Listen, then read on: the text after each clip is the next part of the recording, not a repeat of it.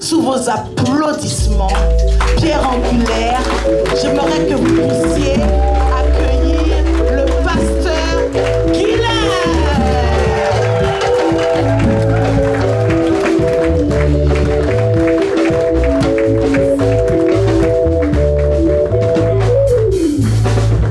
Que le Seigneur soit béni, c'est vraiment un honneur pour moi d'être là et dire ce que j'ai à dire par la grâce de Dieu, surtout pour un jour béni comme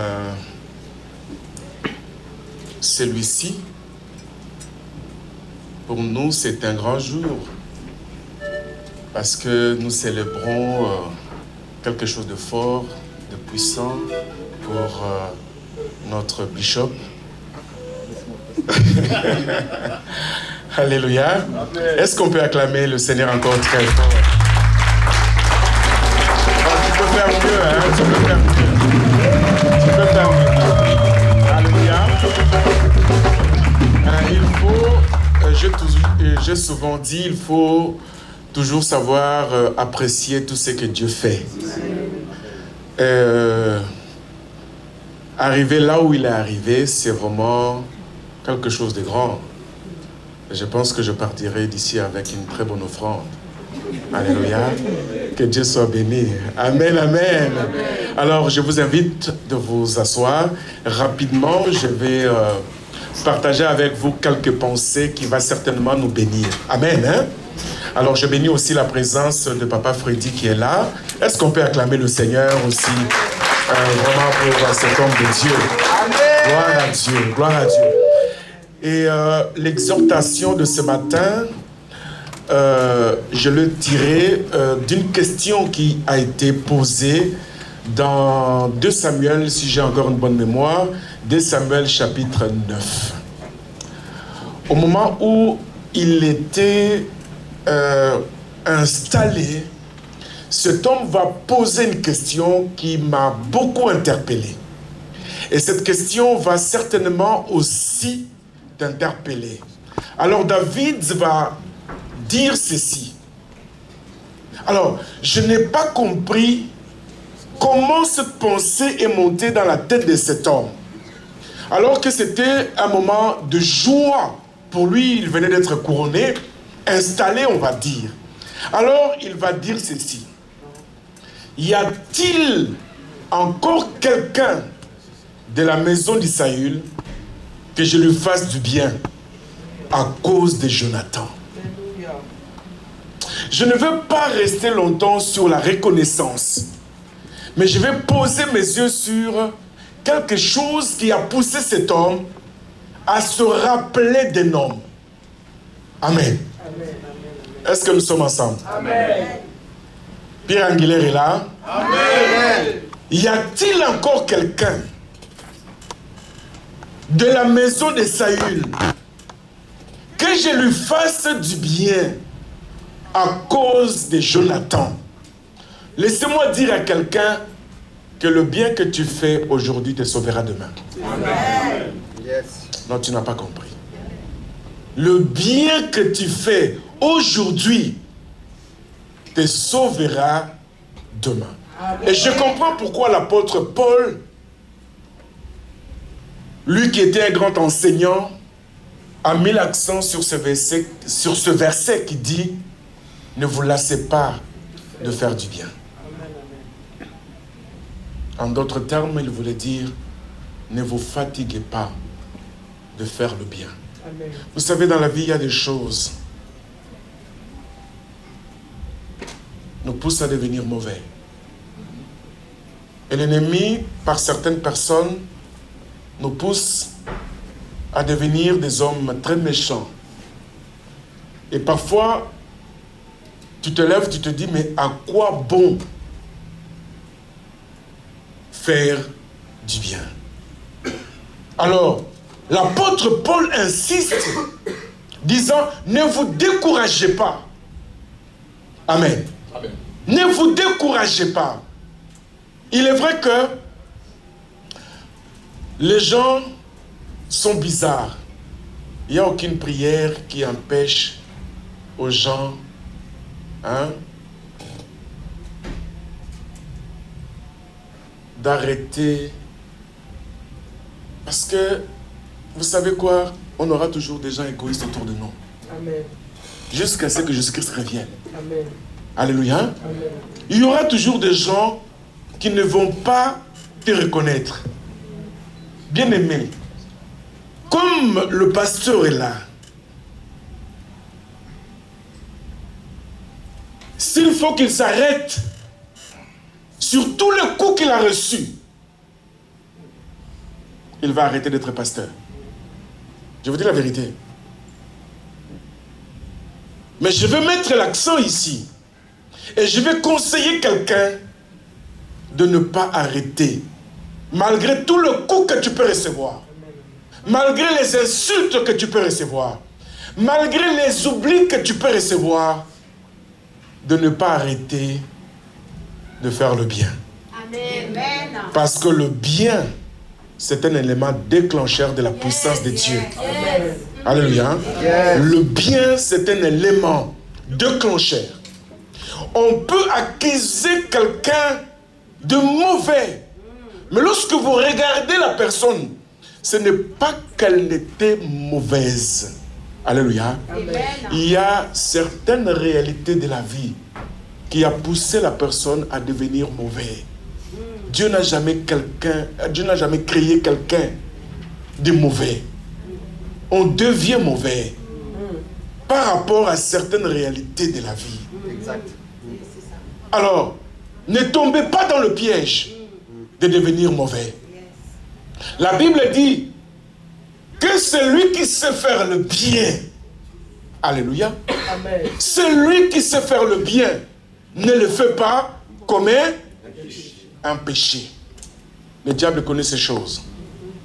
Alors laissez-moi exhorter quelqu'un ce matin à rester dans le bien. Amen. À se battre pour être quelqu'un de bien.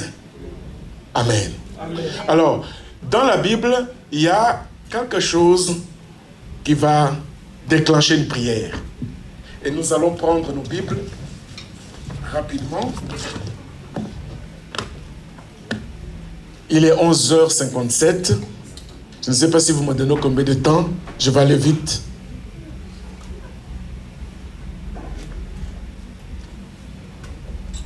Ephésiens 1.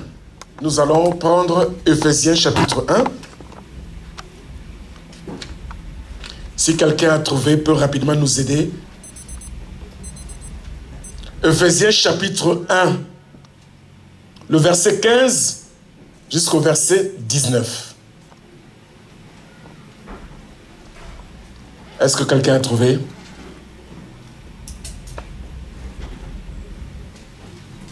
Personne ne peut m'aider?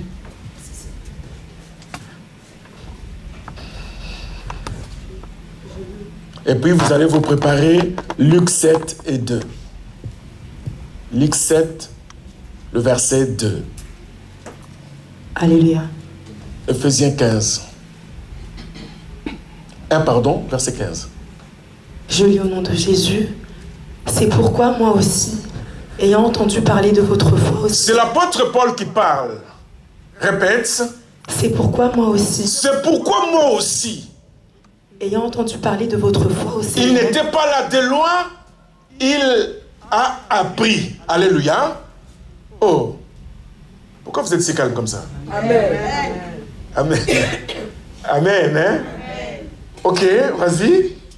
Ayant entendu parler de votre foi au Seigneur Jésus Ayant entendu parler de votre foi et de votre charité pour tous les et saints, de votre charité. Nous allons nous arrêter là.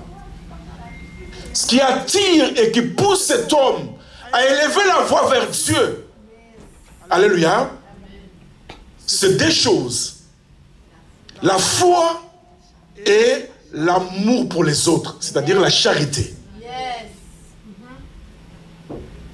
La foi et l'amour pour les autres.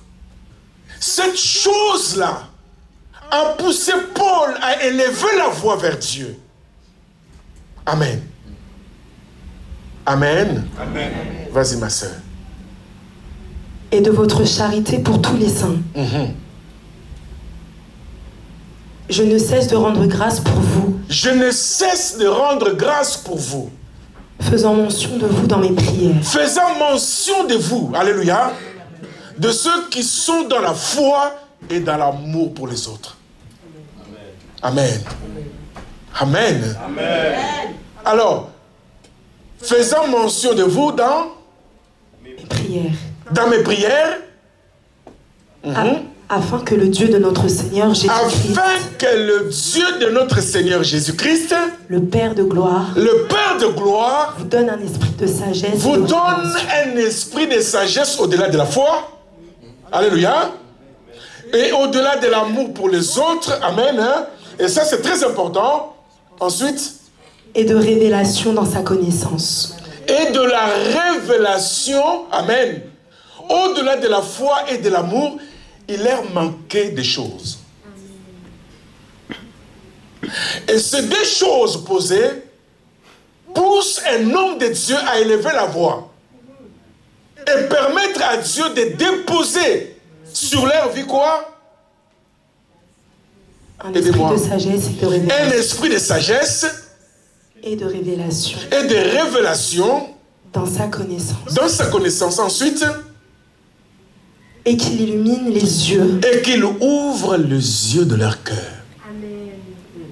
Amen.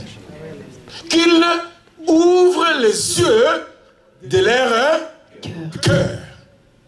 Ensuite, Pour que vous sachiez quelle est l'espérance qui s'attache à son appel. Quelle est la richesse de la gloire de son héritage qu'il réserve aux saints. Et quelle est envers nous qui croyons l'infinie grandeur de sa puissance, se manifestant avec efficacité par la vertu de sa force. bien aimé, écoutez, dans la vie, il y a des éléments ou des actes déclencheurs.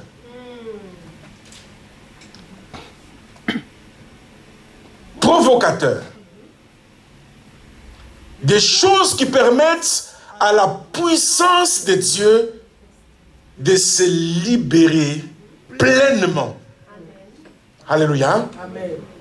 Vous savez, nous cherchons beaucoup de choses dans la prière, mais Dieu veut aussi que certaines choses soient posées. Alléluia. Pour permettre à sa puissance de se libérer pleinement. Amen.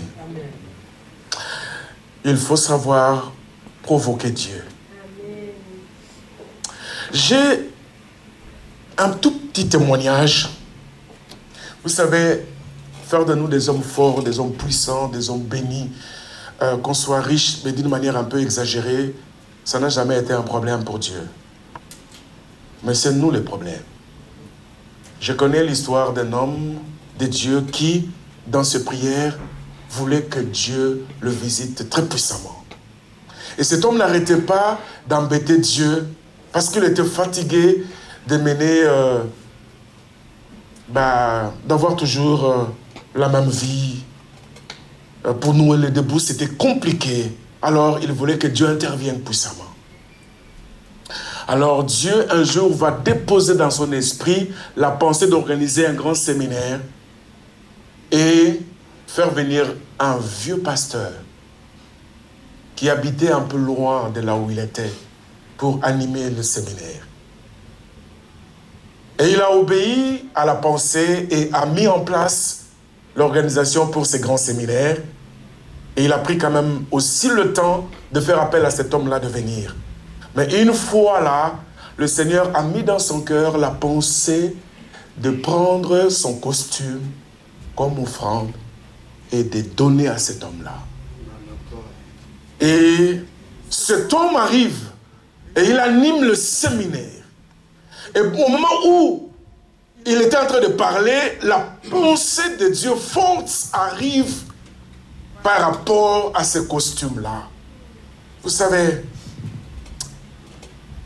je ne sais pas quel esprit qui nous anime. Nous voulons voir Dieu agir, mais nous ne voulons pas obéir. Alléluia. En fait, ce qui embête Dieu dans tout ça, là, c'est notre manque d'obéissance. Ce n'est pas que Dieu ne parle pas, Dieu parle. Mais on fait semblant comme si Dieu n'a pas parlé. La pensée était tellement claire dans sa tête. Alors il s'est dit, en fait, c'était le seul costume, le dernier des costumes. Il en avait, mais celui-là, c'était le dernier. Vous savez, quand on donne souvent Ismaël. Mais Isaac n'est pas libéré souvent. Et Dieu est obligé de venir avec beaucoup de précision pour que Isaac soit livré. Alléluia. Et si Dieu ne précise pas, il y a des choses que nous donnons, c'est un peu... Bon, c'est facile à libérer certaines choses. Je pense que quelqu'un est en train de me suivre. Hein? Alors, le séminaire est terminé. Il fallait maintenant remettre le costume et le pasteur dit dans son cœur, laissez-moi aller, parce qu'il y avait une fête quelques jours après, finir avec cette fête-là. Après, je vais envoyer le colis chez l'homme de Dieu. Quand Dieu te dit maintenant, ce n'est pas demain. Et lorsque Dieu te demande de faire quelque chose, il ne te demande pas de raisonner. Il te demande tout simplement d'obéir. Amen. Je ne sais pas pourquoi, je n'ai pas prévu cet élément, mais il est quand même important que je l'introduise rapidement. Je pense que quelqu'un sera aidé pour comprendre que non, le problème, ce n'est pas Dieu. Tu as toujours été le mur pour ta bénédiction. Alors, il va laisser cet homme repartir chez lui, dans la pensée d'envoyer plus tard le costume. Et quelques jours après, il apprend la mort de cet homme de Dieu. Wow. Et la nouvelle arrive. Et c'est là qu'il réalise qu'il ne fallait pas attendre. Alors au moment où il était en train de se renseigner pour son enterrement, on lui dit, non seulement il est décédé, mais il a été rapidement enterré. Et Dieu, d'une manière claire, a commencé à parler à cet homme. Tu vois, tu as passé du temps à m'embêter, à vouloir que je te bénisse. Et moi, j'ai voulu, par cet élément-là, changer l'histoire de ta vie. Mais tu n'as pas voulu. Amen. Tu n'as pas voulu. Tu sais quoi? Cet homme-là m'a servi. M'a servi dans la douleur. Mais c'est moi qui a permis que cet homme traverse tout ce temps-là. Et j'ai pensé quand même honorer son enterrement. J'ai voulu qu'il parte avec un costume de toi. Et puisque tu as refusé, tout ce que moi j'avais préparé pour toi ici ne viendra jamais dans ta vie. Vous savez quoi? Le costume est devenu un témoin gênant. Il regardait le costume et n'a pas pu poser le costume sur son corps. Quand Dieu te dit de faire quelque chose, il faut le faire promptement. Parce que tu ne sais pas. Et je voulais conseiller à quelqu'un d'être capable non seulement d'écouter, mais d'obéir. Alléluia. D'obéir. Et c'est très important. Et ce que nous voulons partager ce matin ici, pourquoi quand je dis que le bien que tu fais aujourd'hui te sauvera demain? Amen. Je sais pas si quelqu'un se rappelle. Luc, j'ai donné quoi comme... Luc 7:2. Aidez-moi rapidement parce que je n'ai pas beaucoup de temps. Luc 7:2. Ça parle de l'histoire d'un homme que vous connaissez. C'est un centenier. Il n'était pas juif. C'était un romain. Il n'avait pas la connaissance que les juifs avaient de Dieu. Cet homme va faire quelque chose d'extraordinaire. Lisons. Je lis au nom de Jésus. Un centenier avait un serviteur auquel il était très attaché et qui se trouvait malade sur le point de mourir. Ayant entendu parler de Jésus. Et ayant entendu parler de qui? Jésus. Amen. La Bible dit que cet homme avait un serviteur qu'il aimait beaucoup. Mais cet homme ne pouvait pas imaginer qu'un jour, il allait être dans une situation très compliquée par rapport à son serviteur. Bien-aimé, tu ne sais pas ce qui peut enfanter demain. Un homme intelligent ne voit pas seulement maintenant, voit toujours loin. Alors cet homme se retrouve devant une situation difficile. Alléluia. Et il apprend, en fait son serviteur était sur le point de mourir. Il était vraiment sur le point de mourir. J'imagine qu'il avait tout fait pour sa guérison, rien n'y fait. Et il apprend qui? Que Jésus n'était pas loin. Et il fait quoi? Il lui envoya quelques anciens des Juifs. Il envoie une délégation de quelques Juifs auprès de qui? Auprès de Jésus. Amen. Suivez-moi. Hein? Il envoie une délégation auprès de Jésus. Pour dire quoi? Pour le prier de venir guérir son serviteur. Pour le prier de venir guérir qui? Son serviteur. Écoutez la suite. Ils arrivèrent auprès de Jésus. Ils arrivèrent auprès de Jésus. Et lui adressèrent d'instants supplications. Et ils adressèrent d'instantes supplications. D'instances supplications. Disant. Il mérite que tu lui accordes. Cet homme. Alléluia. J'imagine que Christ ne voulait pas partir avec eux. Ne voulait pas faire quelque chose. Mais cette phrase nous aide à comprendre pourquoi ils ont libéré ce secret-là. Ils ont dit ceci. Cet homme mérite que tu lui accordes cela. Amen. Vous savez, il y a des choses qui arrivent par grâce et d'autres qui arrivent par mérite. Amen. Alors il dit, cet homme mérite. Parce que le temple que tu vois là, alléluia, c'est celui qui l'a bâti. Il aime notre nation. Et l'amour de notre nation dans son cœur a permis à cet homme de bâtir, alléluia, pour nous un temple. Dès que le maître a écouté cela, il a fait quoi? Il s'est déplacé. Amen.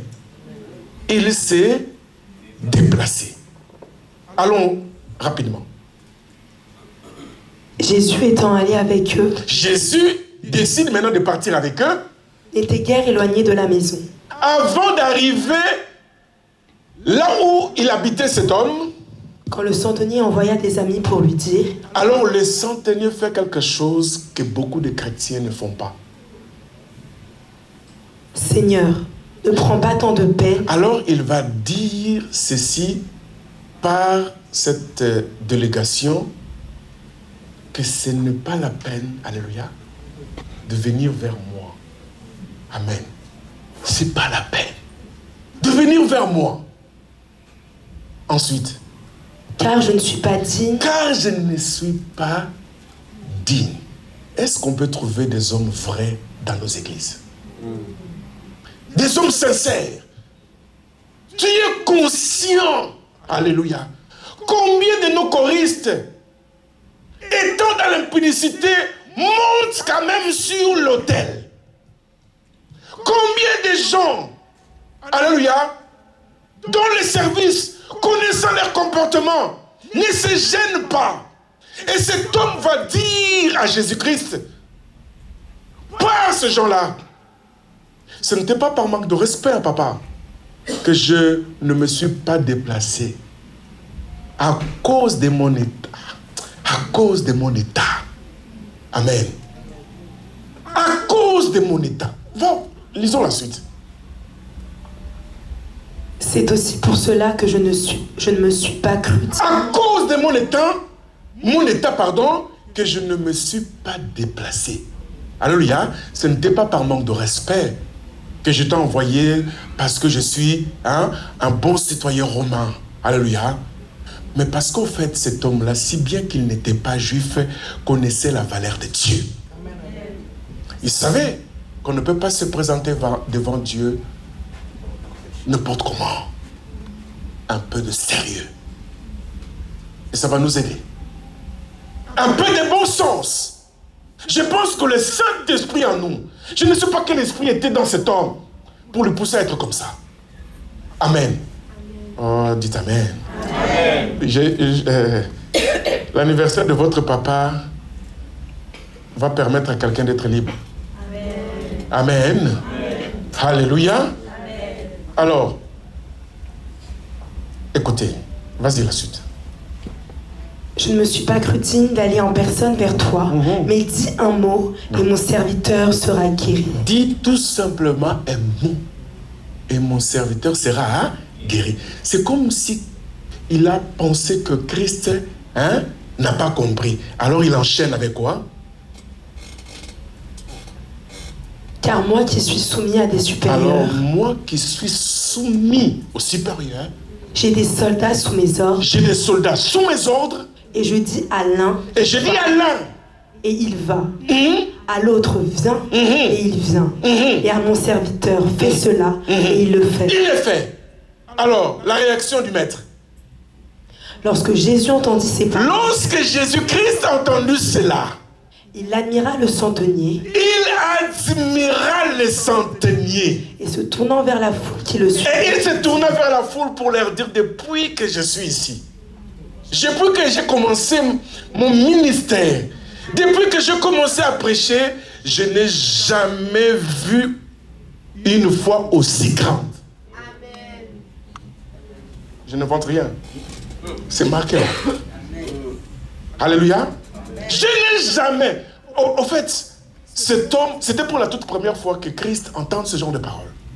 Vous savez ce que cet homme était en train de faire comprendre à Christ?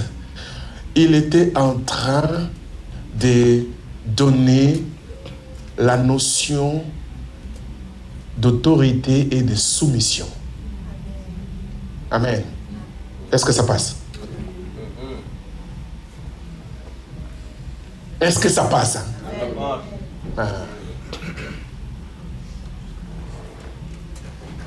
Alors, c'était pour la toute première fois que Christ entend cela. Et il admira. Je ne sais pas si tu peux être, par ton comportement, être admiré. Je ne sais pas si quelqu'un pèse le mot. Être admiré. C'est-à-dire quand Dieu te regarde comme ça, il t'admire.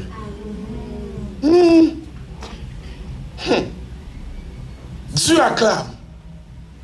En fait, ce que je vais dire, ceci, c'est que cet homme ne pouvait pas imaginer qu'un jour il allait être devant une situation compliquée. Mais le bien, par le bien, alléluia, par le bien, par le bien. Est-ce que vous savez que les gens ont refusé d'enterrer Tabitha? Je ne sais pas si vous vous rendez compte. Elle était décédée. C'était fini. Il fallait l'enterrer.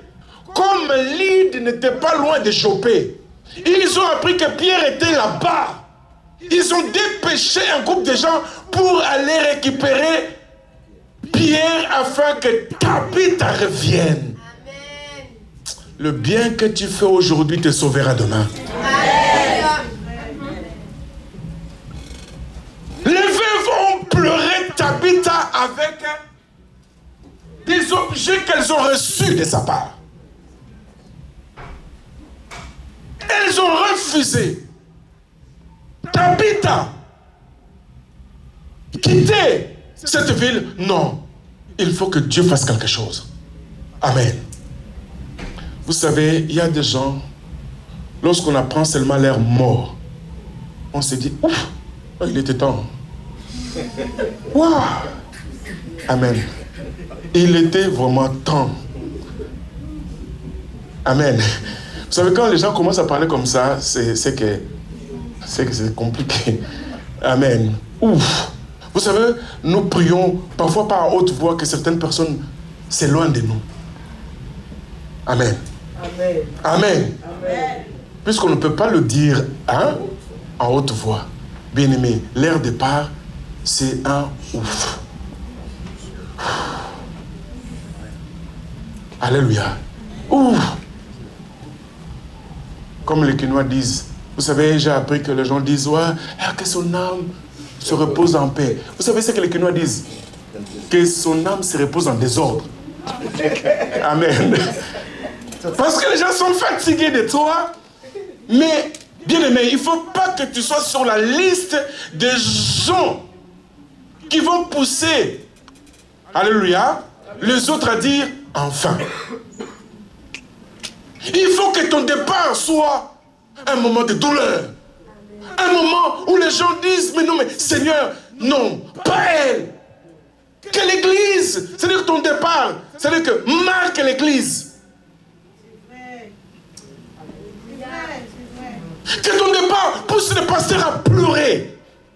Pousse les autres à pleurer. Bien-aimés, apprenez à faire le bien. Et Tabitha est revenue à la vie à cause du bien. Alléluia. À cause du bien. Vous savez que le bien que vous êtes en train de faire pour les autres permettent à certaines choses de revenir. Oh. À certaines choses de revenir, des choses qui sont mortes. Alléluia. Je ne sais pas, il y a des choses qui sont mortes dans ta vie. Mais par le bien, sans la prière, ces choses-là peuvent revenir à la vie. Est-ce qu'on peut acclamer le Seigneur? Je vais terminer. Pour dire ceci, vous savez, il suffit d'un rien pour que tout bascule. Je vais finir, papa, avec l'histoire de Méphibosheth. Ce garçon se retrouve à Lo-Débar, habitant chez quelqu'un alors qu'il était le petit-fils du roi.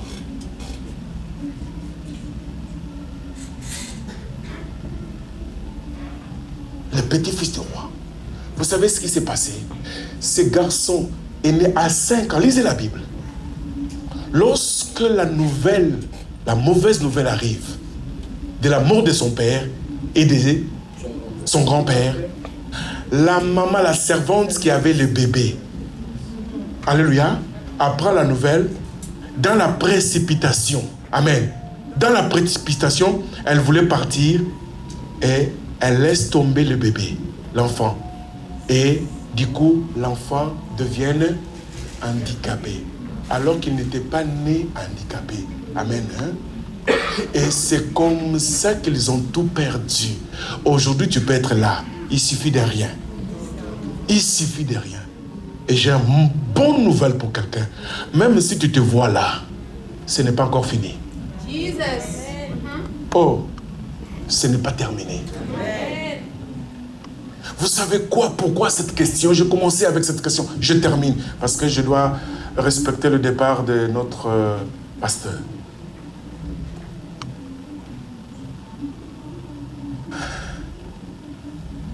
Jonathan était au courant que David allait prendre la place de son père. C'était lui le prince. Mais Jonathan n'a pas manifesté un signe de jalousie. Amen. Se disant, il va prendre la place de mon père. Alléluia. Vous savez ce que David avait fait? Jonathan a fait alliance avec. Quand tu vois quelqu'un béni, deviens son ami. Alléluia. Ne combat jamais quelqu'un qui est béni. Tu perds. Tu perds. Tu perds dans tous les domaines. Alors, Jonathan est devenu ami. Si David était encore en vie, si bien que Dieu est là, mais c'était quelque part grâce à qui? À Jonathan. Soit c'était lui qui sortait la nuit pour aller dire à David, bouge de là, mon père veut te tuer. Soit il envoie une délégation pour dire à David de bouger de là. Et Jonathan dira à David, je sais que Dieu t'a choisi à la place de mon père. Tu seras en première position, je serai après toi. Mais quelle était l'erreur de Jonathan? Au lieu de rester attaché à son ami David, il a préféré suivre son père. Les deux se retrouvent sur la montagne de Gilboa. Ça, c'est la bêtise que nous faisons tous. Ce n'est pas que nous ne connaissons pas la vérité, mais nous ne voulons pas agir selon cette vérité. Que Dieu vous bénisse.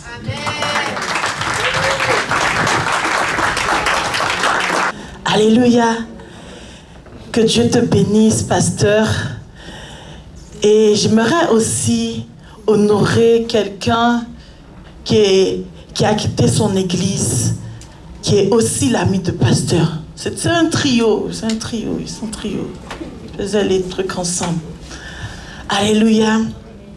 Il est venu aussi pour honorer notre papa. Et sous vos applaudissements, j'aimerais recevoir l'homme de Dieu, pasteur Freddy, qui a un mot à dire également. Nous voulons vraiment t'écouter ce matin. Amen. Merci vraiment de votre présence. Alléluia. Alléluia. Je voulais dire que vous avez un papa d'amour. Un papa comme ça, ça se chouchoute. Je vais lire quelque chose. Psaume 91. Je vais prendre les premiers versets et les derniers.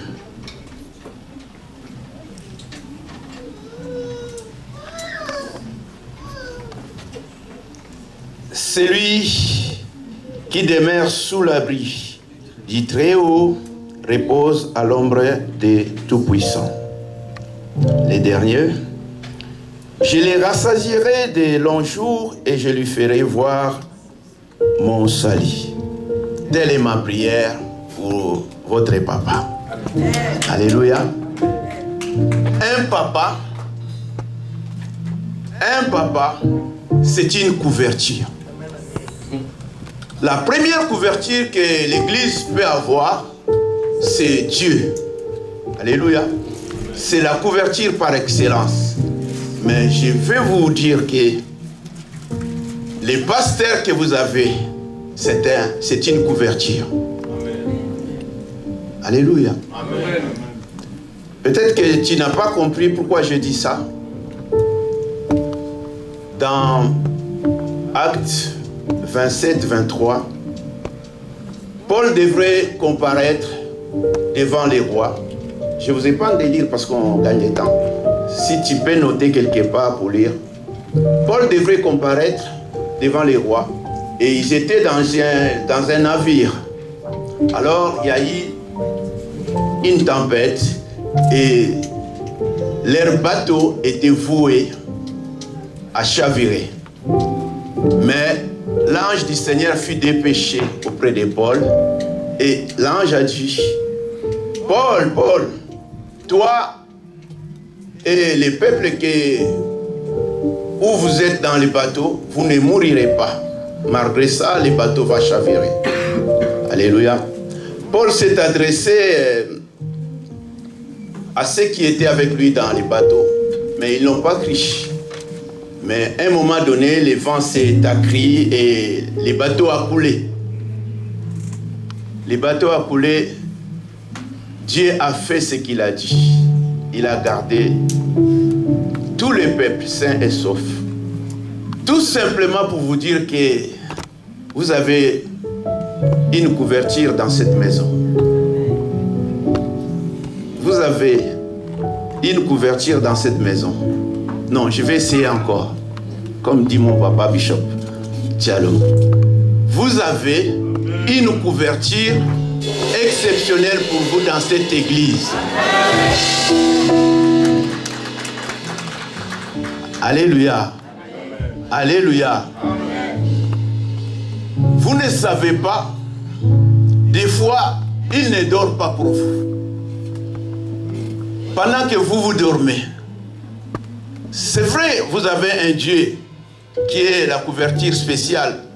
La Bible dit, il ne sommeille ni ne dort.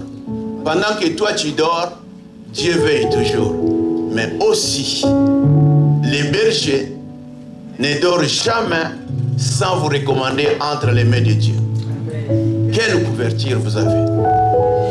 Quelle couverture? Vous savez, dans la vie, si tu ne sais pas honorer les hommes que Dieu a mis devant toi, vous allez passer outre votre bénédiction. Dans la vie, il y a plusieurs couvertures. Dans une maison, la couverture, c'est papa et maman. Mais dans une église, la couverture, c'est le pasteur. J'aime cette histoire où le papa va maudire les premiers, Ruben. Ruben est maudit à cause de ses mauvais actes. Mais un jour, il va trouver grâce, tout simplement parce que il a eu un pasteur.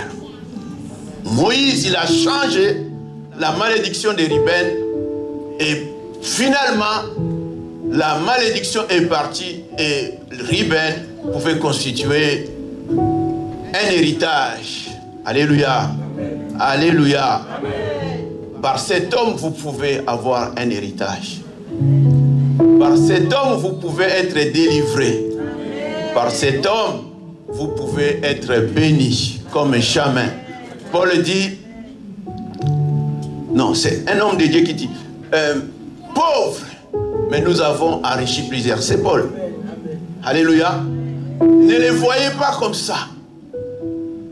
Il peut te changer de niveau.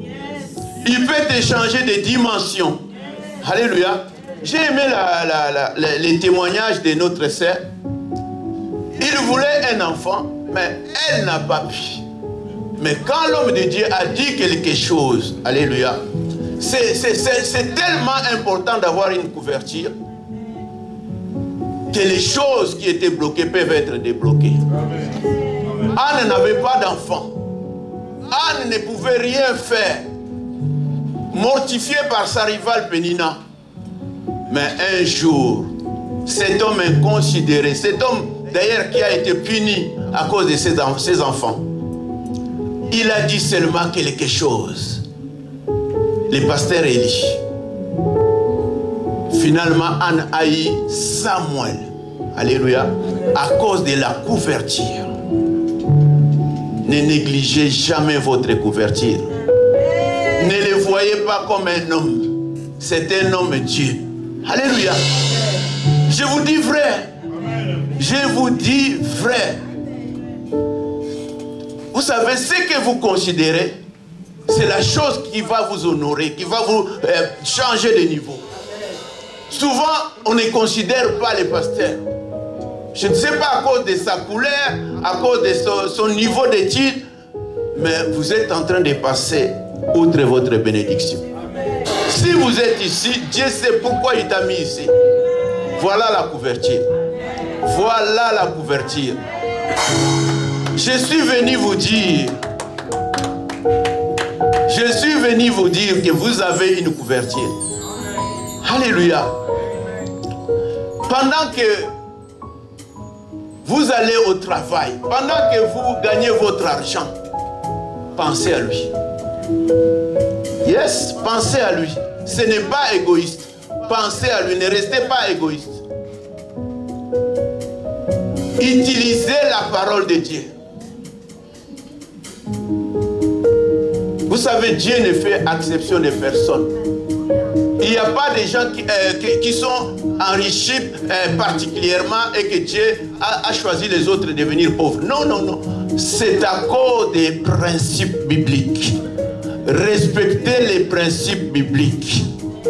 Quand nous respectons les principes bibliques, nous quittons le point A pour arriver au point B.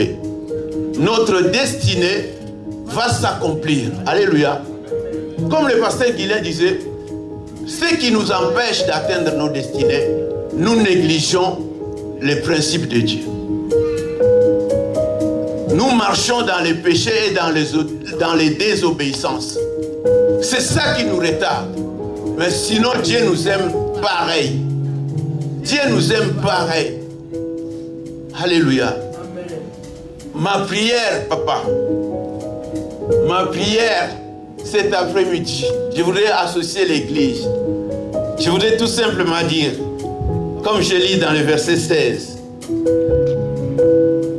il m'invoquera, je lui répondrai, je serai avec lui dans la détresse, je le délivrerai. Non, ce n'est pas ça. Je lui ferai.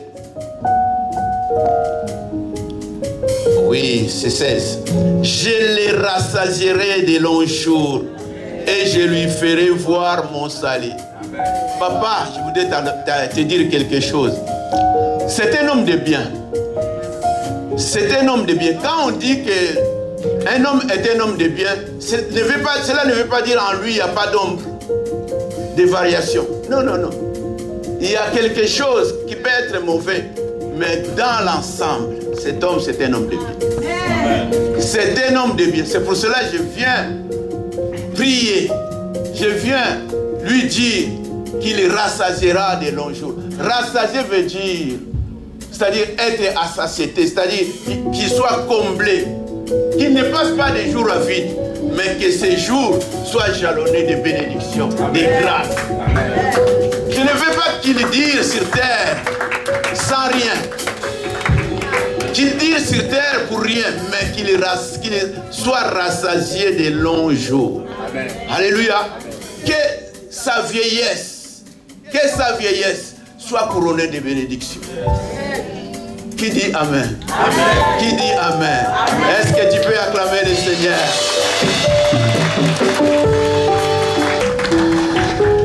La prochaine personne qui a voulu exprimer sa reconnaissance et sa gratitude, c'est quelqu'un que vous connaissez très bien.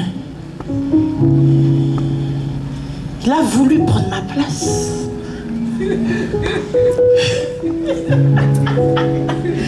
Non, je rigole. C'est vraiment... Il a voulu prendre ma place dans ton cœur. Je vais appeler le pasteur Jean-Pierre. Il a quelque chose à vous dire ce matin.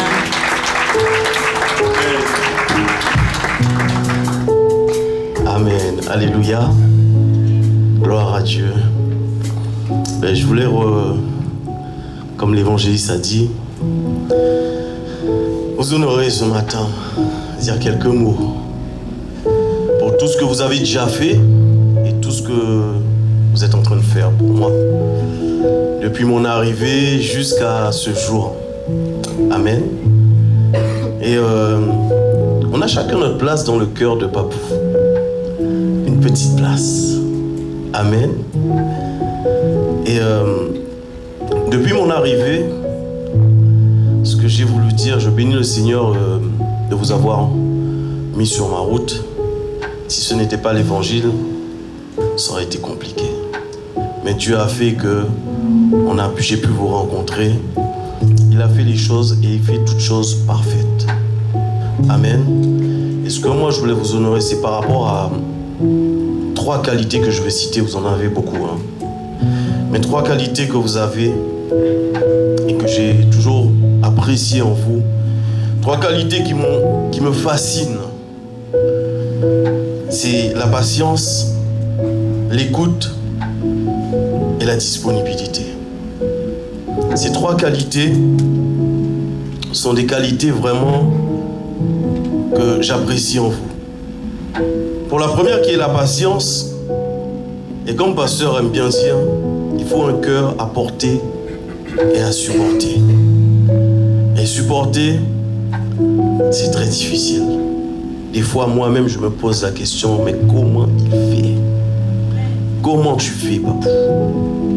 Si ce n'est pas la grâce de Dieu, si ce n'est pas l'accroche au Seigneur, je pense qu'on ne peut pas s'accrocher, avoir un cœur à supporter. Parce qu'en ce qui me concerne, je ne vais pas parler des autres, mais moi, en ce qui me concerne, quand je suis arrivé ici, il a fallu y aller avec un purin. Bien comme il faut pour que mon raisonnement puisse tomber. Les raisonnements, tout ce que je croyais, tout ce que je pensais qui était bon, raisonnement religieux, il fallait vraiment y aller au purin. Et il fallait un ouvrier, mais pas n'importe quel ouvrier.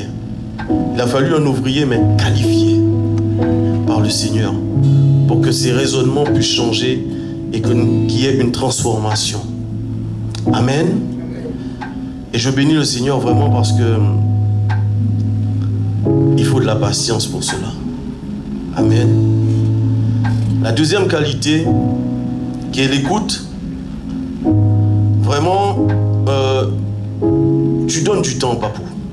Tu m'as donné du temps quand on est arrivé ici. Non pas seulement moi, mais à mon épouse aussi. Et quand on est arrivé, tu as su dégager du temps pour nous écouter parce qu'on avait des questions et on avait besoin de réponses. Et ces réponses nous ont forgés. Ces réponses nous ont transformés et ont permis que nous puissions savoir comment faire et comment nous accrocher au Seigneur. Alléluia. Et là où tu m'as le plus étonné, c'est quand le jour où tu m'as dit, parce que moi quand je suis arrivé, j'avais dit non, c'était pas pour moi, c'était pour ma femme. C'est ma femme qui avait besoin. Moi je n'en avais pas besoin. Je pensais que je me suffisais à moi-même. Mais après écoute, après plusieurs messages, je me suis rendu compte que j'avais un vide. Et que ce vide devait être comblé. Alléluia. Et par cette écoute, pasteur, là où tu m'as étonné vraiment, c'est quand tu m'as dit, tu peux m'appeler à n'importe quelle heure. C'est quelque chose qui m'a vraiment marqué. J'ai dit, mais n'importe quelle heure, ça veut dire quoi? Il m'a dit minuit, 1h du matin, 2h du matin, si tu as besoin de parler, tu peux m'appeler. J'ai dit, waouh, celle-là, on ne me l'avait jamais faite. Mais vraiment, pasteur était là et a toujours été là pour nous écouter. Et vraiment, je bénis le Seigneur pour ton oreille d'écoute, ta simplicité, tes réponses et tes prières que tu fais. Parce que non seulement tu écoutes, non seulement tu analyses, mais tu portes des réponses qui sont bibliques. Tu portes des réponses qui vont nous changer notre raisonnement et nous emmener autre part, à un autre niveau. Et je bénis le Seigneur pour cela. La troisième qualité, qui est la disponibilité. Comme j'ai dit, tu dégages du temps pour les autres. Et ce que j'aime avec toi, papou, c'est quand on te demande un rendez-vous, tu nous dis pas j'ai telle ou telle disponibilité, mais tu nous dis dis-moi quel jour t'arrange. Ce fardeau des âmes que tu as, afin qu'une âme puisse être sauvée, libérée, afin qu'une âme puisse être transformée, c'est vraiment une bénédiction. Et je bénis le Seigneur parce que cela m'a beaucoup aidé. Et cette transformation, ce feu qui a été allumé en moi, c'est un feu qui, je ne peux pas ne pas parler du Seigneur. Et bien souvent on me pose la question, mais ton église, elle est où? Parce que beaucoup pensent qu'il faut une grande église. Mais je dis toujours, ce n'est pas l'église qui compte quand je parle. J'ai dit, il ne faut pas regarder le contenant, mais le contenu. Ce qui est dit dedans. La parole qu'on reçoit, c'est la parole qui transforme. C'est ce qui change et qui emmène, nous fait rentrer dans notre destinée. Alléluia. Et je bénis le Seigneur parce que quand je suis arrivé ici, c'était très compliqué.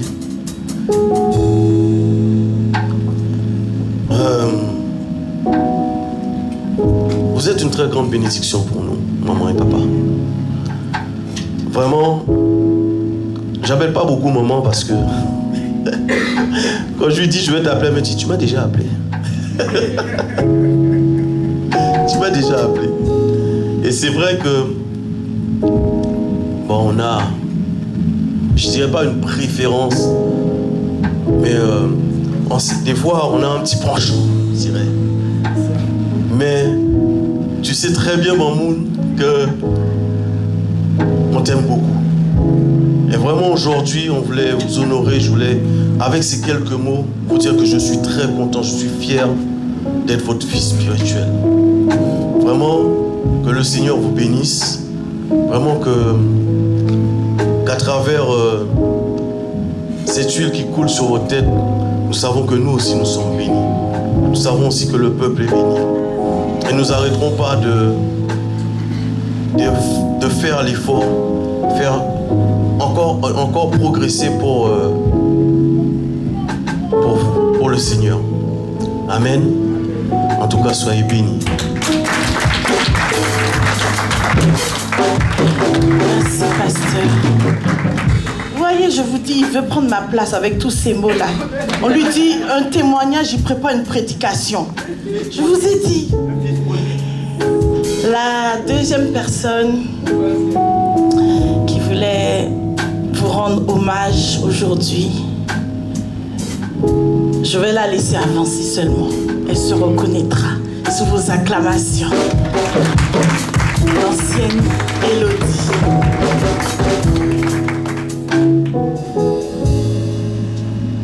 Papa Pascal, maman Véro, je vais essayer de ne pas pleurer. Un couple exemplaire de distinction et d'excellence. Les parents spirituels que Dieu m'a donnés et dont je suis très fière. Et je les changerai pour rien au monde. Bravo.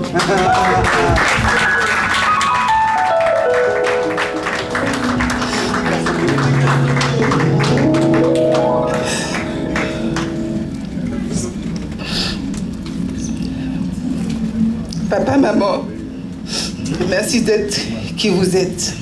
Je bénis Dieu pour votre vie, qui est un canal de bénédiction pour moi et mon foyer.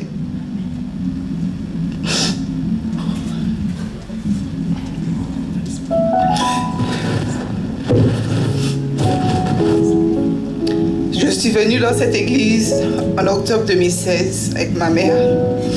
Et je suis fière de mon parcours parce que j'ai tenu ferme et obéissante, avec à mes côtés de super coachs.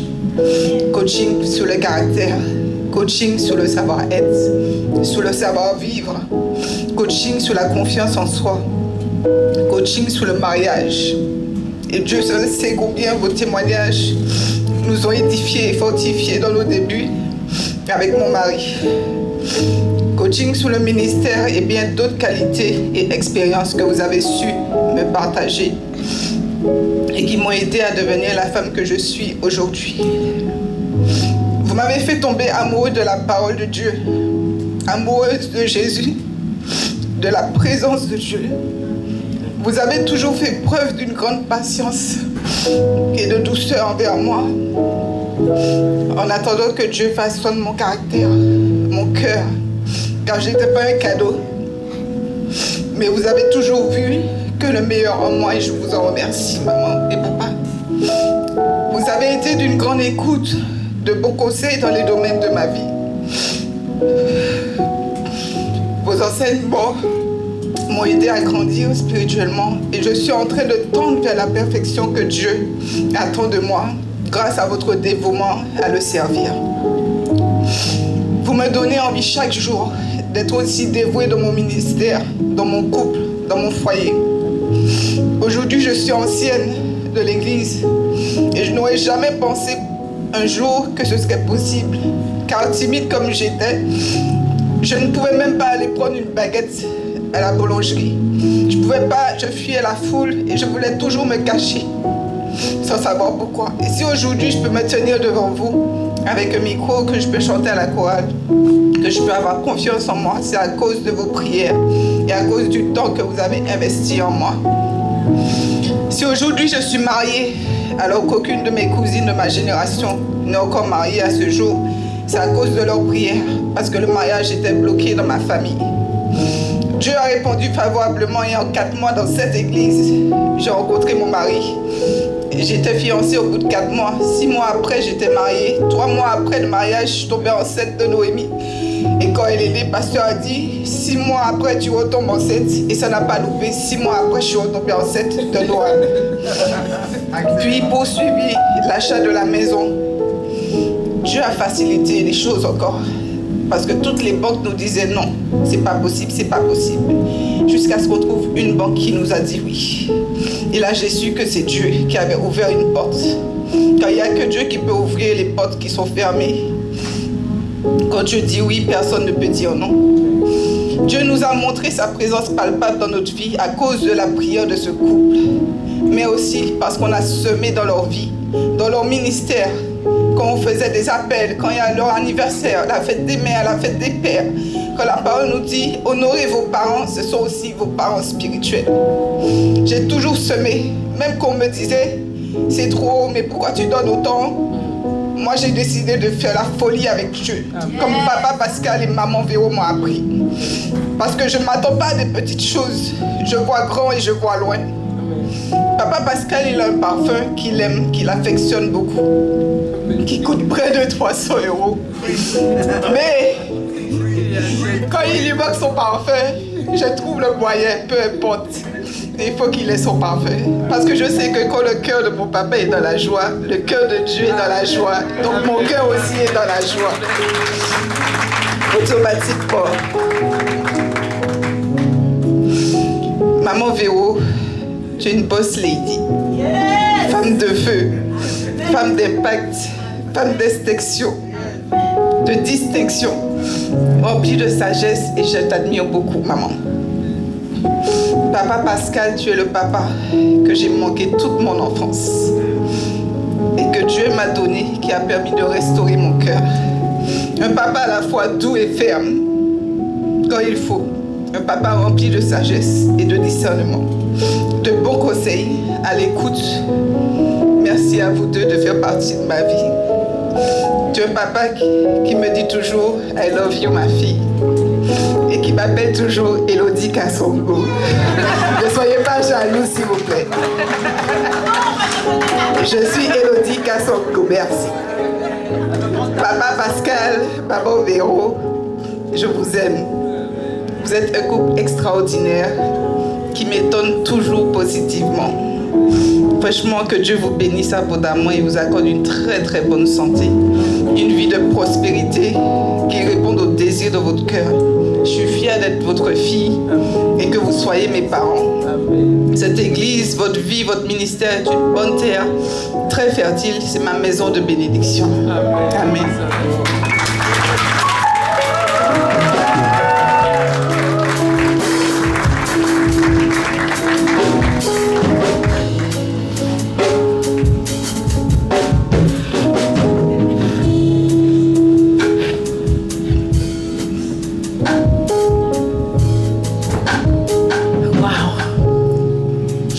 Commenter.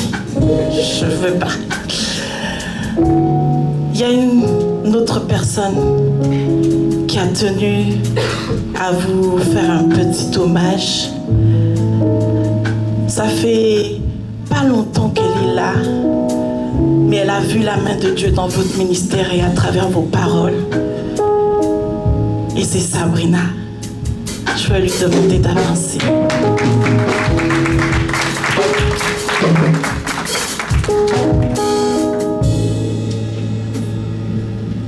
Papa Pascal, Maman Véro, je voulais simplement vous dire merci, que Dieu vous bénisse. Dans les noirs que j'étais, ça fait seulement 3 ans que je suis ici, je ne peux même pas exprimer bien en français parce que je parle bien l'anglais, mais de tout mon cœur, je vous dis merci. Moi et mon mari, on était dans les noirs. Moi, je pensais que c'était mon mari qui était dans les noirs, mais après, c'était moi, c'était nous deux. Mais maintenant, là, je peux dire que je suis vraiment délivrée. C'est à cause de vous deux, Pasteur Pascal. Merci pour Maman Véro, pour vos conseils, votre amour. Je suis seule ici parce que toute ma famille, mes parents sont tous en Angleterre, là-bas. Mais avec vous, je me sens à l'aise. Je sais que Dieu m'a béni avec vous deux. Donc je suis vraiment heureuse, je suis vraiment content de...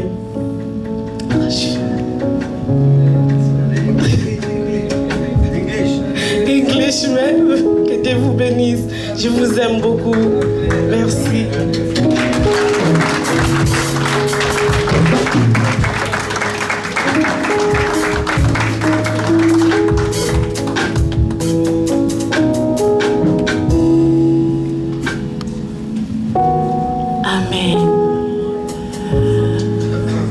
Je vais appeler mon mari.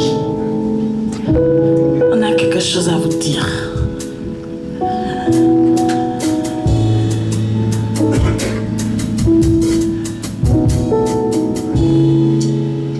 Amen. Amen. Je ne sais pas quoi dire. Il y a tellement de choses que j'arriverai pas à exprimer. La dernière fois à la veillée, le pasteur a montré une photo de moi. Et c'était moi beaucoup plus jeune, avec moins de ventre, bien sûr, j'en prie entre-temps. Mais je me suis rappelé d'une chose, je me suis rappelé le nombre de temps que je suis avec vous. Et le nombre de souvenirs, le nombre de choses qu'on a vécues ensemble, qu'on a traversées ensemble. Et il y en a vraiment beaucoup. Et là où je suis vraiment content d'être avec vous, c'est que vraiment en pasteur on a trouvé vrai, et en maman Véro j'ai trouvé vraiment des parents, vraiment des seconds parents. Dans le père spirituel, ça c'est une petite extension de Dieu. Il y a des gens sur la terre, ils pensent qu'on peut simplement se contenter de l'amour de Dieu. Mais malheureusement, des fois dans notre vie, ou heureusement, on a besoin des personnes qui sont un peu l'extension de la main de Dieu sur la terre. Et les parents spirituels, c'est l'extension de la main de Dieu sur la terre. C'est eux qui nous montrent le début de l'amour de Dieu envers nous. Quand on ne peut pas voir Dieu, quand on ne peut pas vivre cet amour seul avec Dieu, mais on commence à le vivre avec les parents spirituels. Quand on manque un peu de force, c'est avec les parents spirituels. La dernière fois, c'était en prière. Et c'était un mardi, on était en train de prier pour des personnes. Et il y avait un ministre qui avait déjà prié pour une jeune fille. Et le pasteur me dit, prie encore pour elle. Mais je fais, non, mais on a déjà prié. Il m'a dit une petite chose, j'ai confiance en ta prière. Donc moi je me suis dit, d'accord, le pasteur il a confiance en ma prière. Et j'ai prié pour cette petite fille. Et quand j'ai prié pour cette petite fille, j'ai eu une parole de connaissance. Et il m'a parlé pour le problème de cette fille. Mais la chose qui m'a interpellé, c'est que le pasteur a dit, j'ai confiance en ta prière. Et quand un père spirituel il a confiance en nous, on est capable de faire encore plus de choses, d'aller encore plus loin. Donc pour ça, je vous dis encore merci pour la confiance que vous m'avez donnée. Je vous dis encore merci. Encore un autre petit témoignage, mais les pères, en fait, par des petites choses, ils te donnent beaucoup de choses. C'est pas toujours les grandes choses, parce que les grandes choses, ils en ont fait beaucoup, mais même par des petites choses. Et la dernière fois, c'était à la veillée, encore une petite chose. Et le pasteur, il me dit, cherche dans la Bible que ceux qui se renouvellent en l'Éternel renouvellent leur force. Mais quand il m'a dit ça, moi j'ai pas entendu qu'il me disait cherche. Je comprenais qu'il prophétisait sur ma vie. Et ça résonnait en moi. Et ça m'a redonné de la force. Et les pères spirituels, ce sont aussi des gens qui nous redonnent de la force quand on est fatigué. Je vous dis merci pour la confiance que vous m'avez donnée à tous les moments de ma vie. Merci pour la force que vous m'avez donnée quand il fallait que je me renouvelle. Et je me regarde encore la photo quand je suis arrivé à la pierre angulaire. J'étais là, j'étais encore quelqu'un qui se cherchait encore un peu dans la vie. J'aimais pas trop parler, j'aimais rester dans mon coin. Mais ce qu'il disait tout à l'heure, c'est que le pasteur, il savait toujours comment mettre les gens à l'aise. Même si j'étais la personne, je venais à l'église, je sortais, j'avais pas besoin de parler aux gens. Moi, les liens comme ça, c'était pas trop mon truc. J'avais pas besoin de fraterniser avec les gens. Je pouvais zapper tout le monde de l'église, personne me disait bonjour. Moi, j'étais heureux comme ça. Mais pasteur, il avait toujours ce petit détail. Viens dans mon bureau, assieds-toi là. Et c'est un détail ça m'a marqué à vie. Il pouvait dire à tout le monde, sortez de mon bureau. Non, toi qui te restes là. Je disais, je suis le chouchou du pasteur. Et c'est un truc qu'il savait toujours comment mettre les gens à l'aise. Et je le remercie pour tout cet amour. Il y a des choses que des fois j'ai pas trouvé dans mon propre père, que j'ai pas des fois trouvé dans ma propre mère, mais que j'ai trouvé aussi en vous. Je vous le dis aussi aujourd'hui. Ce n'est pas par hasard, je ne suis pas ici parce que je suis perdu, je n'ai nulle part à aller, mais c'est parce que j'ai trouvé en vous des qualités qui fait que j'apprécie être avec vous. Et des fois même si des fois il y a des gens à l'extérieur qui disent « Mais ton pasteur, patati patata », j'ai fait, pour moi, et ma femme était là quand j'ai dit ça, je disais, il a dépassé le stade où il est pour moi un pasteur. C'est ma famille aujourd'hui. Qu'importe si vous critiquez, si c'est un bon ou mauvais pasteur, moi j'ai dépassé ce stade-là avec eux. C'est ma famille et ma famille, je ne la laisserai jamais. Merci pour tout ce que vous avez fait pour moi. Amen, amen, amen, amen. Moi, j'ai pas trop envie de parler, mais juste quelques mots. Bon, je vais laisser quelqu'un te parler. C'est préférable, le temps que ça monte, redescende, remonte, redescende. Je vais appeler le prophète Daniel qui avait un mot à dire aussi pour vous aujourd'hui.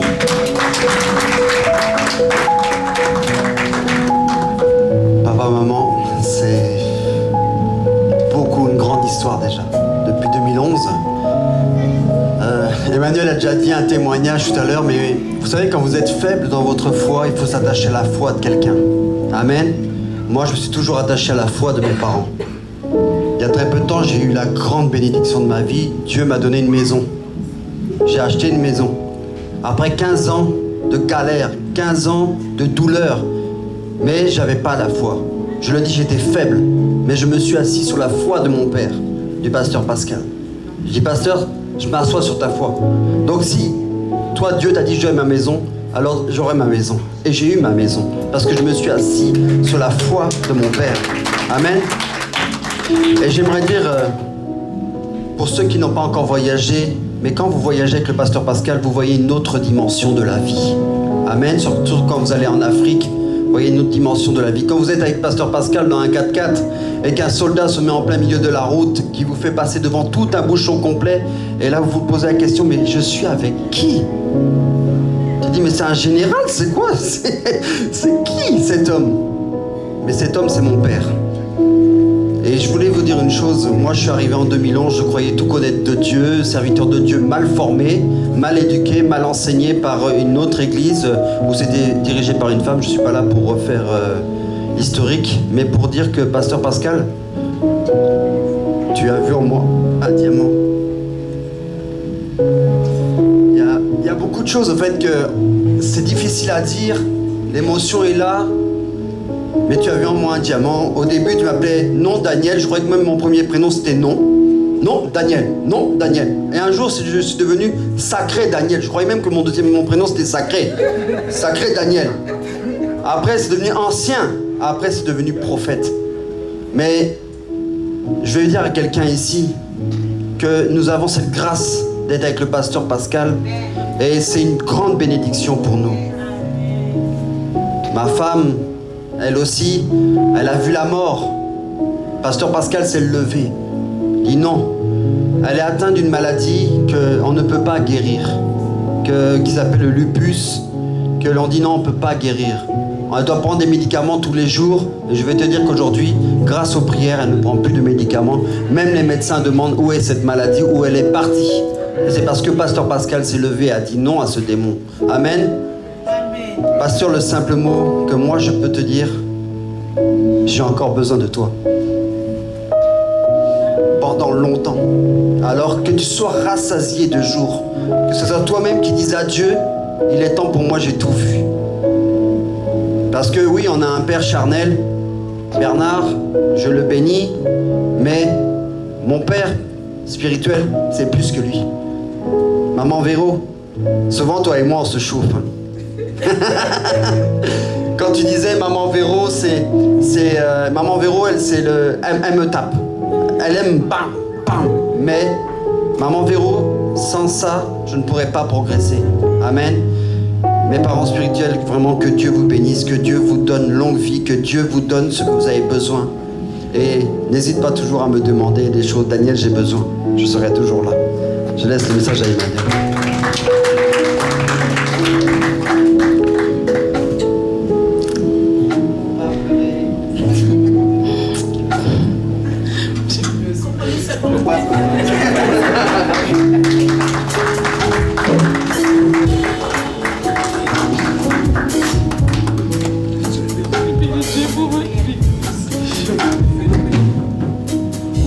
Amen. Bon. C'est leur journée, hein. C'est leur journée. C'est leur journée. Comprenez seulement. On est là, on a dit que ne vous inquiétez pas, le repas est là. D'accord? On a préparé la fête. Mais on aimerait vraiment les honorer aujourd'hui. J'avais que 4 personnes sur ma liste. C'est pas comment la liste est en train de se rallonger. J'aimerais faire appel à 2 personnes. 2 enfants que vous avez vus grandir. C'était des petites quand elles sont arrivées à l'église. Et moi-même, je reconnais le changement. Je vais faire appel à Nelly et Yvonne.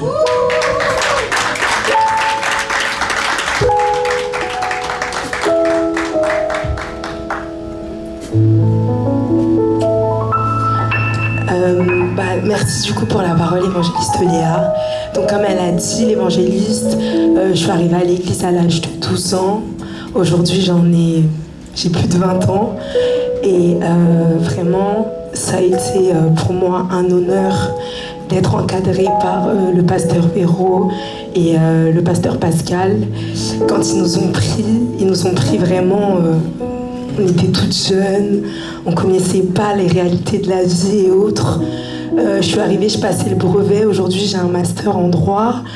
Et tout ça parce qu'ils nous ont encadrés. Ils ont passé du temps à prier pour nous. Ils ont été avec nous comme... on dit qu'on a des parents spirituels, mais avec eux, la relation, elle va au-delà. Je parle avec Pasteur Véro comme si c'était ma 2e mère. Et je parle avec le Pasteur Pascal comme si c'était mon 2e papa. Au-delà du spirituel, il y a tellement de choses dans les choses physiques qu'ils m'apprennent aussi dans la vie. Et aujourd'hui, j'aimerais vraiment les honorer, les remercier en leur disant ces petits mots. Vraiment, je vous aime.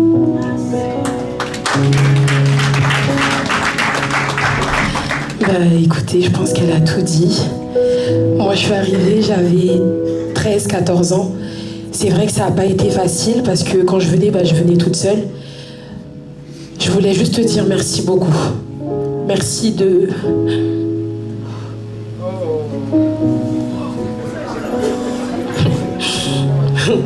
Merci d'avoir été un 2e père pour moi. Merci d'avoir accepté de m'avoir pris aussi jeune. Merci parce que quand je venais, j'étais la petite qui avait tout le temps peur de tout, j'avais honte de tout. Et en fait, les gens, ils rigolaient tellement sur moi. Mais en fait, vous avez su voir ce que les autres ne pouvaient pas voir. Le dépôt que Dieu il avait mis en moi, vous avez su le voir. Et un grand merci.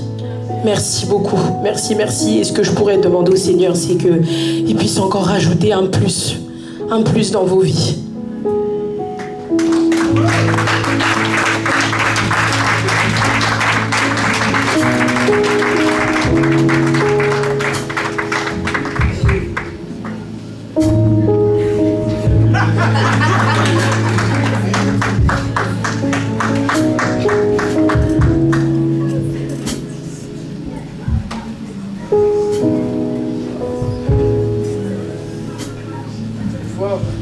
Amen. La prochaine personne que je vais appeler, elle était là, je l'ai connue quand je suis arrivée à l'église. On a travaillé ensemble. Elle ne fait plus partie de cette église, mais c'est la seule et l'une des rares personnes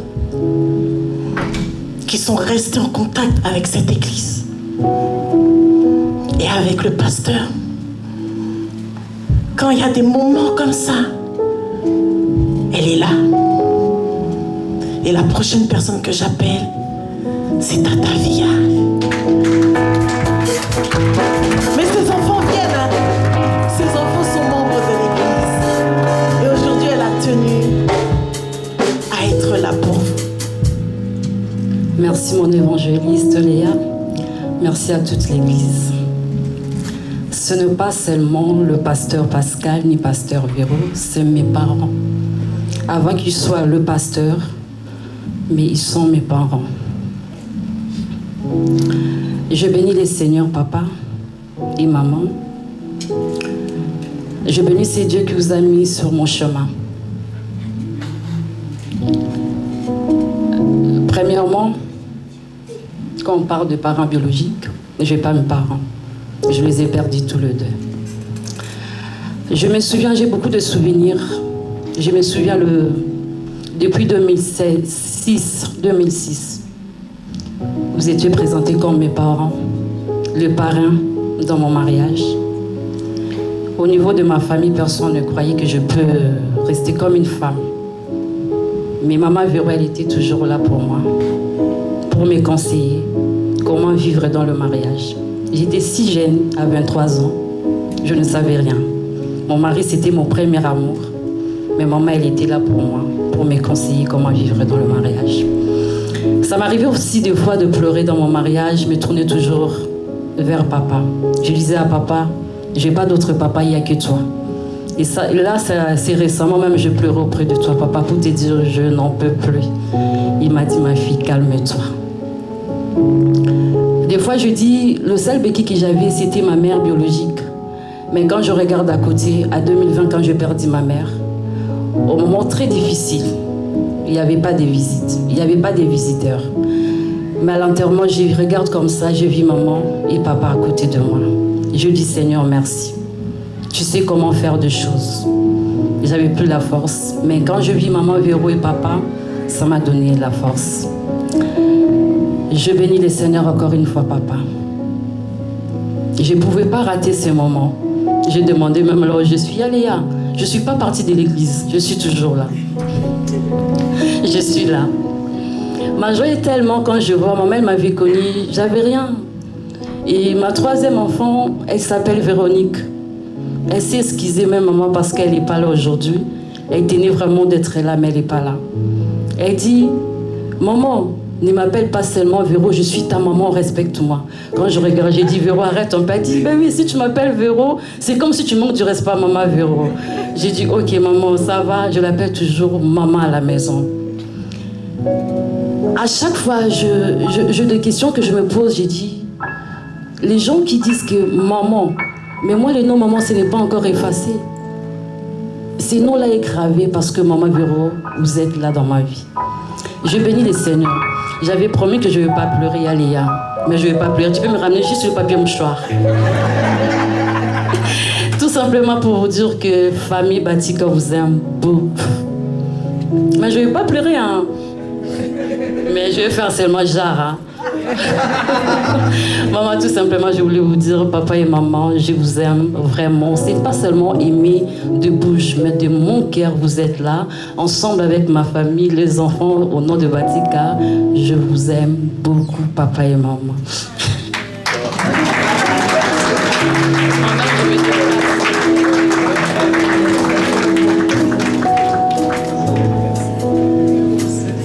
Vous avez vu, je vais pas pleurer, hein. Ok. Il y a quelqu'un d'autre qui voulait parler pour vous rendre honneur. Ça va? Tu fais de l'eau? Tu fais de l'eau? Ça va, toi? Ça va? Ça va, vous allez bien? Tu veux de l'eau? Oh, s'il vous plaît, protocole de l'eau pour la maman. Ok.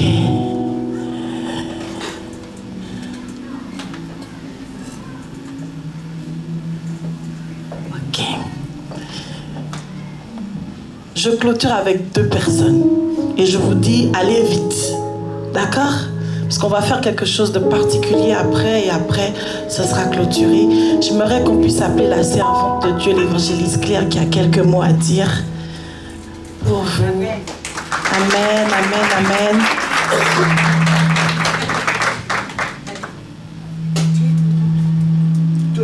Une minute. C'est fait pour vous dire mon amour pour vous. Je m'approche parce que je sais que au-delà de toute chose, c'est l'amour de ce cœur-là que j'ai apprécié en vous. On était toujours les couples heureux. Moi, je suis resté seul. Ce que je souhaite et ce que je veux, que vous puissiez aller encore de l'avant Que le Seigneur unisse encore ce couple davantage. Que l'amour baigne encore. Et que le Seigneur vous garde. On était ensemble dans nos joies, dans nos moments. Mais je ne suis pas resté seul parce que je suis avec vous.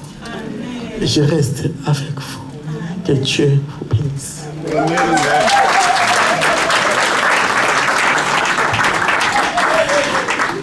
Et la dernière personne que nous allons appeler, on va clôturer ce moment de témoignage. C'est une personne qui a beaucoup de choses à dire sur eux déjà. Mais je vais la laisser parler. C'est notre servante, l'ancienne Emeline. Essaie de ne pas nous faire pleurer, s'il te plaît. Essaye. On va essayer, parce que tout le monde me connaît que je ne suis pas très émotive, mais c'est les deux seules personnes qui savent générer de l'émotion en moi. Quand j'ai eu à parler d'eux, j'ai beaucoup à dire parce que c'est des gens, maintenant ça fait plus de 10 ans qu'ils sont dans ma vie. Et il y a 3 jours que je n'oublierai jamais. Le premier jour, c'est sur l'autoroute à Vaucresson. Parce que... On est avec toi, on est avec toi. Pour l'historique des nouveaux qui ne connaissent pas, j'ai quitté ma famille en Martinique. Je n'avais pas de relation avec mon père qui habitait ici. Et arrivé une phase où je devais être à la rue. Le dernier recours, j'ai fait une formation militaire. Et on a dit pour terminer la formation, vos parents doivent venir vous chercher. Je n'ai pas de mère, je n'ai pas de père. J'avais Léa qui me dit « Ah, il y a mon pasteur, il aime trop l'armée, il aime trop. » J'ai dit bah, « Tu lui dis de venir et il dit qu'il est mon père lorsqu'il arrive. » Donc il est venu, voilà, il s'est présenté comme étant mon père et tout. Et on est rentré. Et en rentrant, il me dit bah, « Du coup, je te dépose où ?» Et moi, j'ai répondu « Où vous voulez. » À savoir que c'est pas quelqu'un que je connaissais. Je l'avais vu que 2 fois. Parce que j'étais venue à une veillée et un culte le dimanche. Mais moi, j'avais juste besoin, voilà, que quelqu'un vienne me sortir de la formation. Et je me rappelle, j'ai encore l'image, je suis assise derrière. Et là, moi, j'ai dit, mais vous me déposez où? Et là, il dit, mais comment ça, on te dépose où? C'est où chez toi? Moi, je ne pouvais pas dire, c'est des inconnus. Je ne vais pas dire que je suis à la rue, que j'ai pas de maison, que je ne sais pas où aller. J'ai dit, ben, si vous trouvez un hôtel sur la route, lâchez-moi à l'hôtel. Là, je ne vous dirai jamais, il regarde sa femme, on est dans la voiture, moi je suis derrière. Il commence à parler en lingala. Moi je commence à me dire, eh Seigneur, j'étais païenne, hein. Mais moi-même je me suis dit, eh Seigneur, la rue, ou ici on me kidnappe, je ne sais pas ce qu'on fait de moi. J'ai dit, bon, c'est pas grave, vous savez, je suis une fille, moi je suis partie, ma mère m'a fait confiance, et je suis quelqu'un que je n'aime pas demander à mes parents ou faire leur tristesse. Donc je n'aurais jamais appelé ma mère pour lui dire que je n'ai rien, aide-moi, je veux rentrer, non. J'ai dit, je vais me débrouiller comme je peux. J'ai dit, bon. Il commence à faire froid, j'ai dit, bon, je connais pas la France, dormir dehors, non. Donc j'ai dit, bon, quitte à me faire kidnapper, peut-être que j'aurai un toit. S'ils sont gentils, j'aurai à manger. Et là, il parle encore lingala. Je suis antillaise, je comprends rien. Je me dis, ah, c'est compliqué. On marche, il me dit, tu sais que tu es une jeune fille, moi je peux pas te laisser dans la rue, et encore moins à l'hôtel comme ça. Donc là j'ai dit oui, mais hormis des maisons, il n'y a que l'hôtel. Après sa femme, il parle plus. Sa femme me regarde et me dit, ce soir tu vas dormir à la maison. Après je me suis dit, bon, après s'il me donne de l'argent, j'ai pas de l'argent. On va essayer de négocier, on va voir. Arrivée chez eux, c'est vraiment la phrase où elle s'est tournée, elle m'a dit « Ce soir, tu vas dormir à la maison ». Donc on est arrivé, à savoir que je ne pense pas que c'était prévu, je ne sais pas, j'étais païenne, je ne connaissais pas le Saint-Esprit, je ne sais pas ce que le Saint-Esprit a pu leur dire ce soir-là, comment il a pu toucher leur cœur. Je suis antillaise, inconnue, et avec le recul, pour toutes les familles congolaises ou autres, vous prenez un étranger chez vous, ce n'est pas donné à tout le monde. Mais moi, à l'heure d'aujourd'hui, je ne suis pas sûre que je pourrais le faire. Et ils l'ont fait, je ne sais pas par quelle grâce, Mais Dieu m'a fait grâce, donc j'arrive. Et le lendemain, on s'assoit. La deuxième phrase que je n'oublierai jamais, il commence à me parler. Oui, qui es-tu? Alors, direct petit déjeuner et tout. Et là, je me dis, ah ouais, bien quand même, on est bien. Ils m'ont fait ma chambre, bonjour et tout. Il me dit, viens au salon. Et après le petit déjeuner, il me dit, alors sinon, ta vie sentimentale et tout, t'en es où? Est-ce que t'as des copains et tout? Je dis, non, moi, je vis, hein, j'ai pas de copains. Il me dit, et le mariage? Ça va. J'avais 20 ans, je crois. Je sais pas. Non, 22 ans. Je regarde, j'ai dit, mariage? Et moi, le mariage, vraiment, moi, c'était la vie. On vit, le mariage, c'est après. Il me dit, une belle fille comme toi, tu dois te marier et tu vas te marier. Moi, je le regardais. Ok. Et ce que j'ai apprécié, parce qu'on aura beaucoup à dire sur le pasteur, mais moi, c'est quelqu'un qui m'a vraiment forgé. Et aujourd'hui, peut-être 13 ans après, je reconnais. Parce que quand il témoigne devant vous qu'il a été dur avec Léa et moi, vous ne savez pas comment on a pleuré. Je crois que les larmes de toute une vie de ma jeunesse que je n'ai jamais lâchées, j'ai lâché avec lui. Et aujourd'hui, je tiens à te dire merci, Papou, parce que ça m'a énervée. Je me suis fâchée contre toi, contre Dieu, contre tout le monde. Mais avec le recul aujourd'hui, je pense que si tu n'avais pas été dur avec moi, je n'aurais pas été la femme que je suis aujourd'hui. Donc, merci quand même pour cette dureté, parce que ça fait de moi ce que je suis et j'ai une autre perspective de la vie. Et quand l'évangéliste a dit tout à l'heure, je me suis dit, ah, elle pique ma pensée. Parce que lorsque le pasteur vous touche, parce que lui, il m'a jamais frappé. Il ne m'a jamais frappé. Mais ses mots ont été plus que le coutelas de chez nous, plus que du sable, plus que... Quand lui savait me faire mal là où ça fait mal. Il me dit juste 2 mots, je peux pleurer pendant 3 jours. Donc on rentre comme ça, il me crie dans la voiture, je fais un peu la meuf devant lui, je suis vénère, ouais, je pleure pas. J'arrive dans ma chambre, je pleure. Là, j'entends seulement toc, toc, toc. Non, ma chérie et tout. Et Mamoun, vraiment merci pour ça, parce que je pense que si tu n'avais pas été là, comme Léa a dit tout à l'heure, pour passer le baume, parce qu'on a besoin de quelqu'un qui tape sur nous, mais on a aussi besoin d'amour. Moi, je sais que ma mère m'a aimée, mais elle m'a jamais appris à aimer. Et la personne qui m'a appris à aimer, c'est toi. La première personne qui m'a appris à faire un câlin, c'est toi. Et jusqu'à aujourd'hui, même mon mari sait que je suis pas émotive, j'ai du mal, mais tu as su, en tout cas, défaire ce vide-là ou ce manque-là qu'il y avait en moi. Donc merci beaucoup, Mamoun. Merci pour votre obéissance, comme apprécié Pasteur Guinet, à la sensibilité que vous avez avec le Saint-Esprit, parce que moi, je crois que c'est que Dieu. Sans Dieu, ça n'existe pas. Parce qu'en tant qu'être humain, c'est pas possible de faire ce que vous avez fait dans ma vie. J'aurais vraiment beaucoup à dire, mais merci, Papa, aussi pour ta joie. Pasteur Jean-Pierre a donné bien de qualité, mais moi, j'aime beaucoup ta joie, parce que Pasteur, lorsque vous êtes avec lui, vous ne pouvez pas être triste. Automatiquement, il va sortir une vanne, il va faire quelque chose, il va vous apporter cette joie-là, on va rigoler. Et c'est quelqu'un qui a été patient. Des fois, je me disais, j'étais là, dans ma chambre, j'aurais pu être enfermée. Il m'appelle, il me dit, viens. Je viens au salon, il me dit, non, juste reste à côté. Oui, bon, j'ai souffert, voilà. Il dit que dès qu'on arrivait, il venait, il me dit, enlève-moi mes chaussures. Donc, je lui enlevais ses chaussures. C'était pas assez, parce que nous, c'est des choses qu'on ne connaît pas, mais il m'a appris ça. Et même le simple fait, peut-être que tu ne savais pas, d'un côté, tu te dis, mais il m'appelle, il faut faire quoi?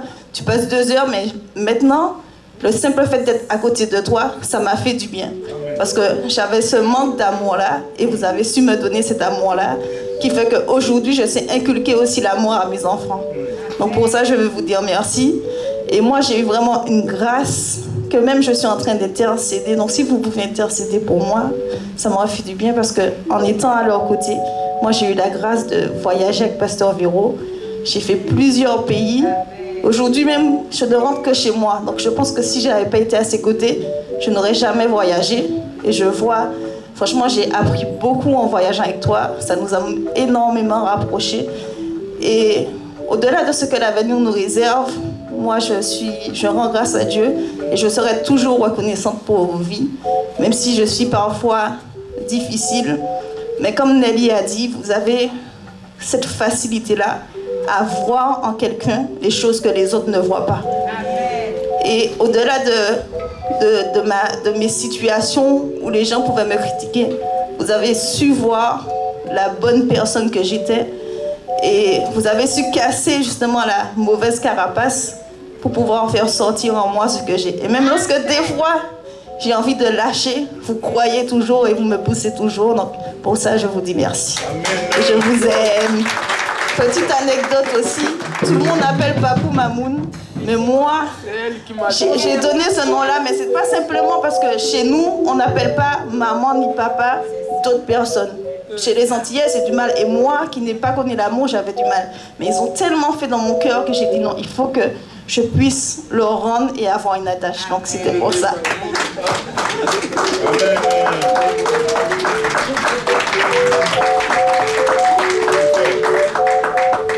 Amen. Nous clôturons ce moment merveilleux.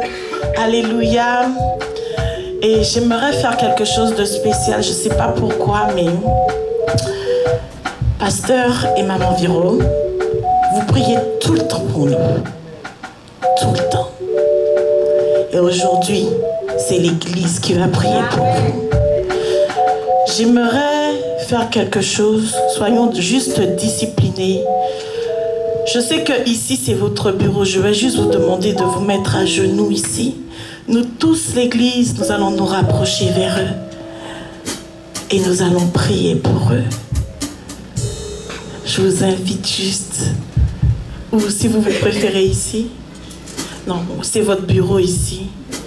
J'aimerais juste que vous puissiez vous tenir. Bon, peut-être pas à genoux. D'accord.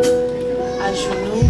Église La Pierre Angulaire, avancez jusqu'ici, avancez. Nous allons juste les entourer. J'aimerais juste que les ministres soient autour d'eux.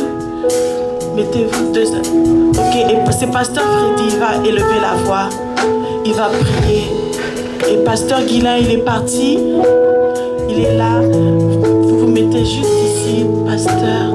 Les ministres, vous les entourez. L'église, rapprochez-vous, rapprochez-vous. Rapprochez-vous, rapprochez-vous. Rapprochez-vous, rapprochez-vous. Allez, rapprochez-vous.